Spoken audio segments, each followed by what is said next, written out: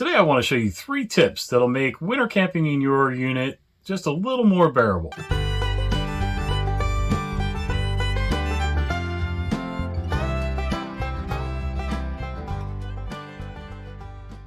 Hey guys, welcome back to Camping with the Conleys. I'm John and Cherry's working. Noticing a trend here? She hasn't been with me the last couple videos. The last camping video she was sick, and today she's working, but I wanted to do this little short video just about helping to make winter camping a little more bearable. So today we're going to be working with Reflectix. Now this is an off-brand. I was being cheap. Went with a slightly different brand, Smart Shield. Get a good shot of that. So far it's not bad. I made the mistake of ordering the narrow stuff thinking that all of my windows were narrow enough, and yeah, I goofed.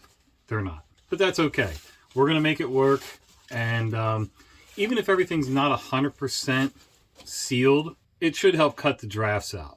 And I don't really want everything 100% sealed anyway, and I'll tell you why here in a little bit. So tip number 1 is Reflectix, or reflective insulation material. This is mostly a radiant barrier. It's great in the summer for reflecting the sun off so that the heat doesn't build up inside this little tin can.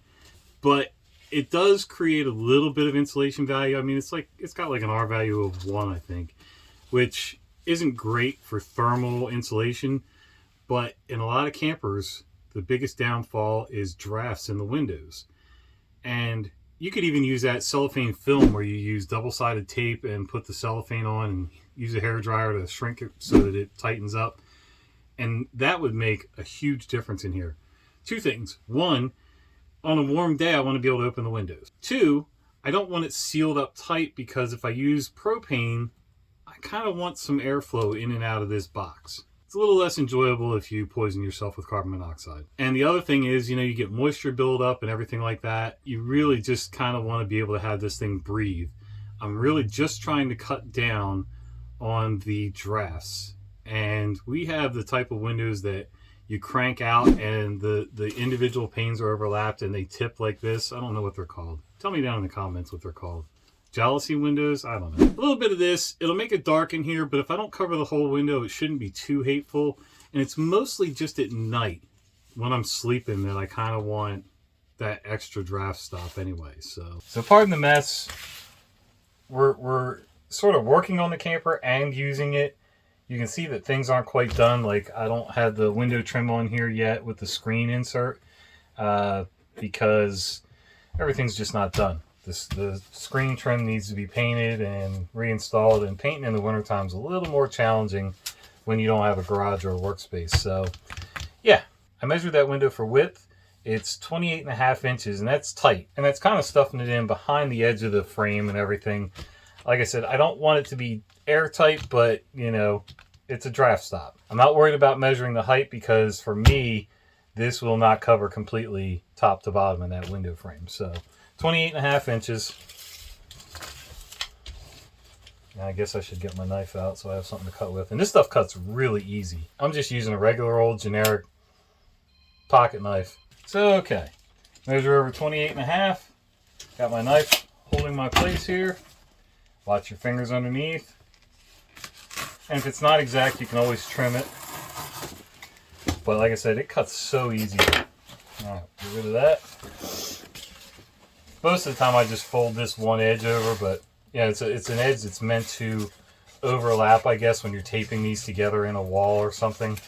So, yeah, to make things a little easier, it's usually bowed from being in a roll. I'll usually make the bow face inward. Doesn't really matter. The surface is the same on both sides. And then I'll just start feeding it in the best I can. Like I said, it's going to make things dark in here, as a matter of fact. Here, I'll turn the light on. So, just kind of stuff it down in there. Oh, it is taller than the frame. Not by much, though. But like I said, you don't want airtight anyway. You want your unit to be able to breathe. Alright, just curl it in there. Now in a more modern camper and RV, you can cut this a little more precise and make a nice panel that it'll be able to store a little easier. And, you know, a lot of times on the newer models with the sliding glass, you can make it fit inside that piece of trim or put a piece of tape that won't damage your walls up to hold it in. For me, quick and dirty, it works.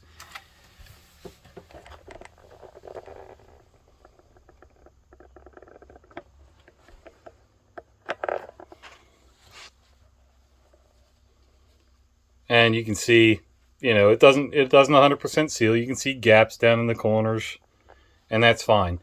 But I can already feel, with no heater running in here, how much better it is without the draft. Is it pretty? No. But if you're sleeping in here and it's hard to heat this place because it's drafty, cut out your draft. You can also do it with your skylights. Now, I forgot to cut this skylight out. And I'm not done working in here, so I did measure over and put a nice little X where the hole is, and I'll cut that out probably closer to spring, or, you know, whenever we get some warm weather and I'm ready to paint and do some other stuff in here. But for now, it helps stop the draft. But then the other skylight I did get in, so here I'll show you a shot of me, you know, measuring it up. It's 13.5 inches by 13.5 inches. Again, easy to cut. Lay it out on the counter. Just don't cut down your countertop. If you can't hold it in the air and cut it, use scissors or something else so that you're not scoring your countertop. Your wife will not be happy with that. Yep, and then like I said, it's fit tight or slightly oversized, and just stuff it up in there and it holds itself up.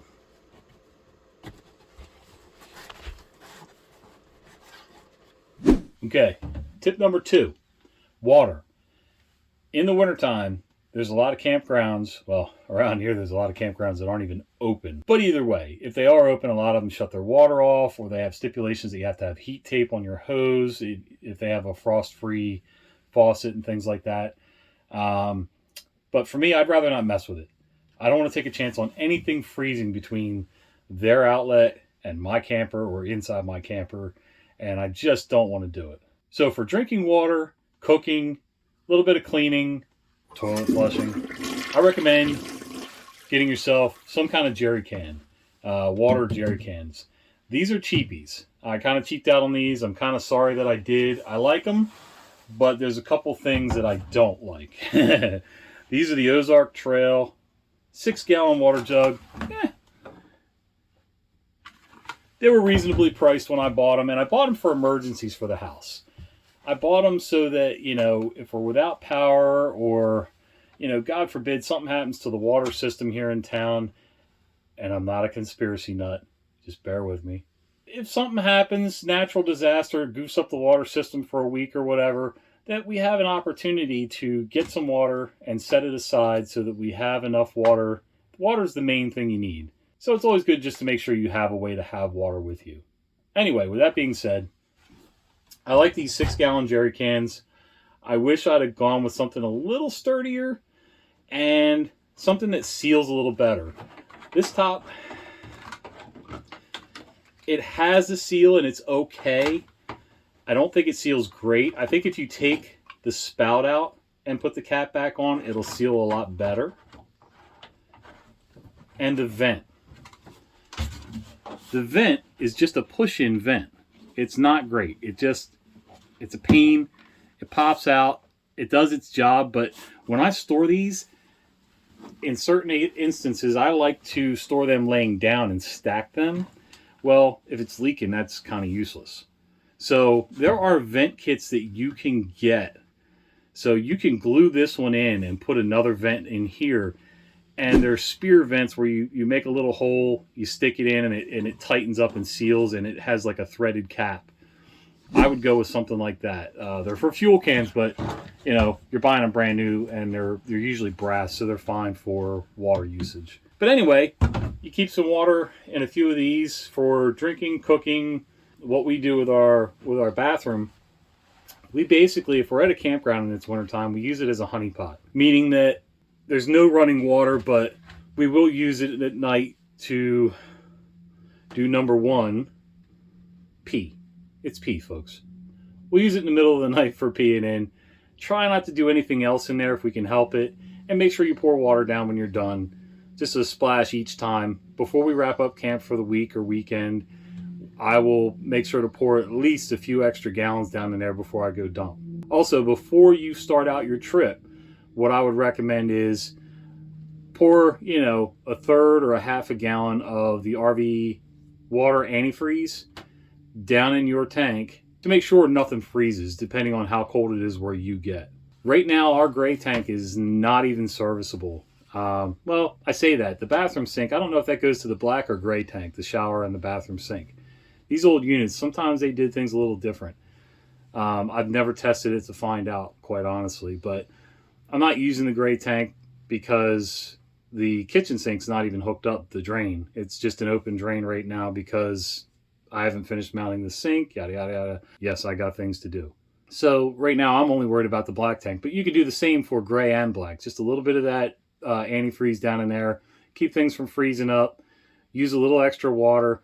Most places, even if the campground has the site water shut off, there's usually at least one place, like if they have a heated bathhouse or something, where you can go fill up your jug and utilize that. If you're worried about cross-contamination, mark your jugs. Mark one for wastewater and one for potable water. Or you can, get the refillable jugs, the big jugs or the gallon jugs from, Walmart or some other grocery store where you can refill them and get your drinking water and then have that set somewhere else for drinking and cooking. Tip number 3, and pardon the mess. We haven't cleaned up from our last weekend camping trip yet. Normally I like to have things stowed away, but when you're working on things at the same time as camping and everyday life, sometimes messes happen. Anyway, for the 3rd tip, it's sleeping. When you're sleeping in the winter, whether it's in a tent, a camper, in the house, I don't care.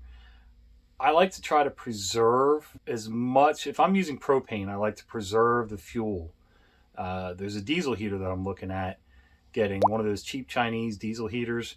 And I found that if you buy the kit where it's all separate components and you mount it into your camper or RV, you stand a better chance at things working the way they're supposed to, as opposed to buying the one that's the same components but already in a cheap metal box. It's more convenient in the box in a way. It's more plug and play at that point, but then you still got to run your exhaust and intake and everything else. And honestly, for the sake of space, I'd rather buy the kit, put the parts together, and know that everything is sealed the way it's supposed to be. Anyway, long story for another video. If we're at a campsite that has electric service, I'll plug in an electric heater and then use that and adjust as necessary. Not worried about it. I'm paying for the electric with the site rent anyway. No big deal. But when it comes to bedding, sometimes you don't need the heat cranked all the way up. There's no need to make yourself sweat in this thing. So when it comes to bedding, my wife, we're 2 different camps here when it comes to sleeping. She likes to have as many articles of clothing on as possible when she sleeps. And that's fine, especially if you kick the covers off a lot. But to me, I think she's always still colder than I am. And I always learned, like in the military, when you do winter training and things like that, they'll actually tell you when you get down in your sleeping bag, strip down your skivvies and shove your clothes to the bottom. That way you're not sweating or not damp in the morning. It's just easier to stay warm.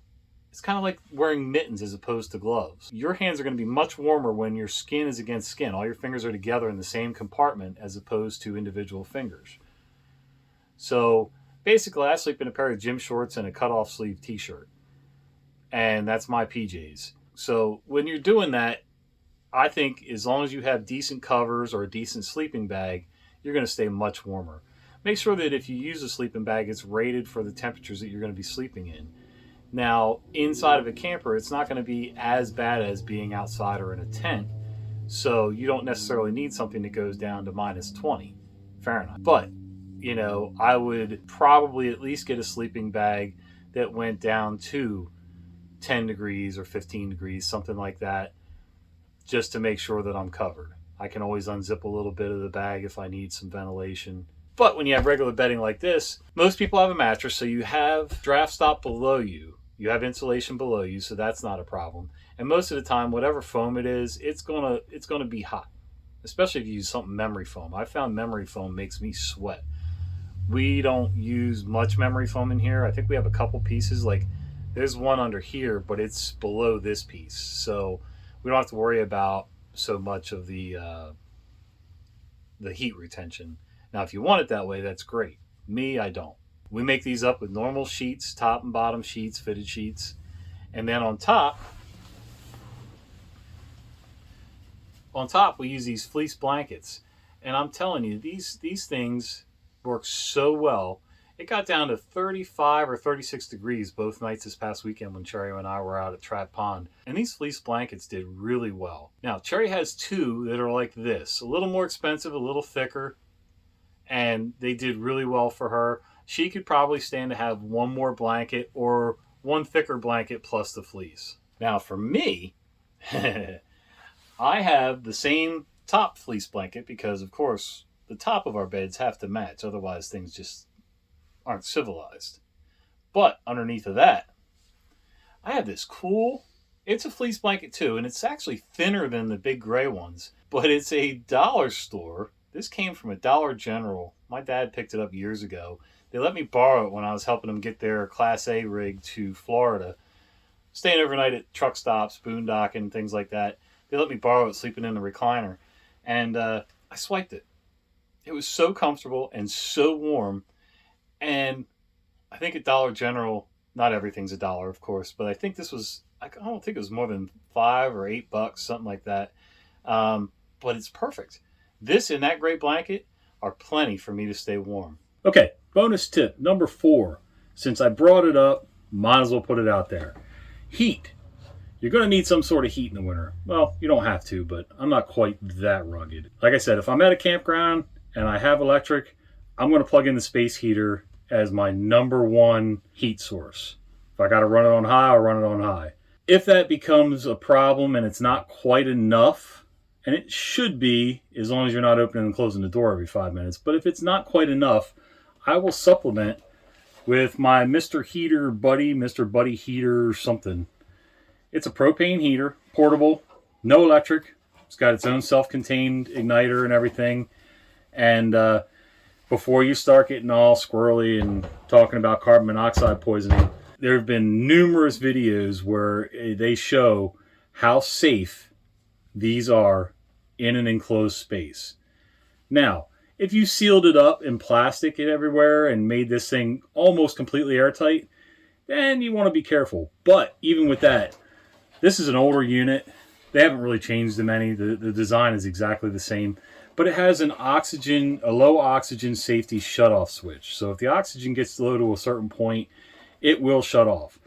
But I've seen tests where they were done in a more modern, more tightly sealed unit. And they ran it until the propane was out. And it never shut itself off because of low oxygen. And the carbon monoxide never even registered.